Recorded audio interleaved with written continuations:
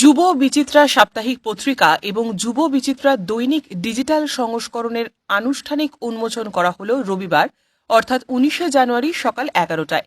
যুব বিচিত্রা পত্রিকার পক্ষ থেকে বরাক ভ্যালি মিডিয়া ফোরামের কাটাস খাল স্থিত কার্যালয়ে আয়োজিত হয় আনুষ্ঠানিক উন্মোচন। এদিন যুবা বিচিত্রা পত্রিকা পরিবারের মোট 10 জন সদস্য সক্রিয়ভাবে সামিল ছিলেন। এদিন পত্রিকার সঙ্গে জড়িতদের পরিচয় কার্ড তুলে দেওয়া হয় কর্তৃপক্ষের তরফে। যুব বিচিত্রা পত্রিকার সঙ্গে জড়িত সাংবাদিকতা করার ওপর বিভিন্ন ধরনের জ্ঞান লাভ করে নিরপেক্ষ এবং নির্ভীক তথ্যভিত্তিক সংবাদ পরিবেশন করার উপদেশ দেওয়া হয়।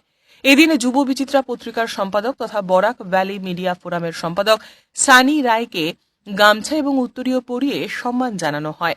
সেই সঙ্গে উপস্থিত মিডিয়া ফোরামের চেয়ারম্যান তথা যুব বিচিত্রা পত্রিকার ডেস্ক ইনচার্জ তথা বরাক ব্যুরো চিফ সুধন্যা সিনহাকে গামছা দিয়ে সম্মাননা জানানো হয় এবং সেই সঙ্গে যুব বিচিত্রা পত্রিকার কার্যনির্বাহী সম্পাদক শুভ সুন্দর দেব চৌধুরীকেও সম্মান জানানো হয়। এদিন এই পরিবারের সদস্যদের মধ্যে উপস্থিত ছিলেন সন্দীপ্ত হালদার, রাজদীপ অধিকারী, রুবেল বৈষ্ণব সহ বহু বিশিষ্ট ব্যক্তিবর্গ। উপস্থিত সবাই এদিনে যুব বিচিত্রা পত্রিকার শ্রীবৃদ্ধি কামনা করেন। Bureau report, CNN 24 news, Silchar.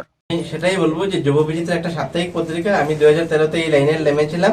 নেমে আমি তখন থেকে স্বপ্ন ছিল যে একটা পত্রিকা তৈরি করবো, আর সেই স্বপ্নকে আমি সফল করেছি 2024-এ govt of India RNA registration আসলো। আসার পর আমি 25 জানুয়ারি মাসে ডিজিটাল পেজ বানালাম। উইকলি পেপার এবং digital page Facebook, YouTube, Instagram, Twitter সব পেজেই পাবেন। ডিজিটাল পেজে প্রত্যেক দিন প্রত্যেক জায়গার খবর আপডেট হবে। শুধু বরাক ভ্যালি সীমাবদ্ধ নয়, গোটা ভারতবর্ষ জুড়ে আমাদের পত্রিকা কাজ করবে। টিম তৈরি হচ্ছে। আর প্রথম মিটিং বা প্রথম যে আমাদের কমিটি গঠন বা যুব বিচিত্রার অ্যাক্টিভ সদস্যদেরকে নিয়ে আজকে প্রথম বৈঠক আমি কাটাখালে করলাম। কারণ হলো যে আমি গ্রাম থেকে সাংবাদিকতা শুরু করেছি পাঁচড়া, আর সেই গ্রাম কাটাখালো যুক্ত রয়েছে। সেখানে আমি এবং আমার পৌরভূমির চেয়ারম্যান সুধন্যা সিনহা মিলে একটা বসার জায়গা তৈরি করা হয়েছে। সেই জায়গা থেকে যেভাবে আমরা প্রতিষ্ঠানকে এগিয়ে নিয়ে এবং ক্লাবের রেফারেন্সে একটা যেন নিউজ পেপার থাকে বা নিজস্ব একটা পত্রিকা থাকে, তার চিন্তাধারা নিয়েছিলাম। সেটা বাস্তবায়ন হয়েছে। ওনারা সহযোগিতা রয়েছে।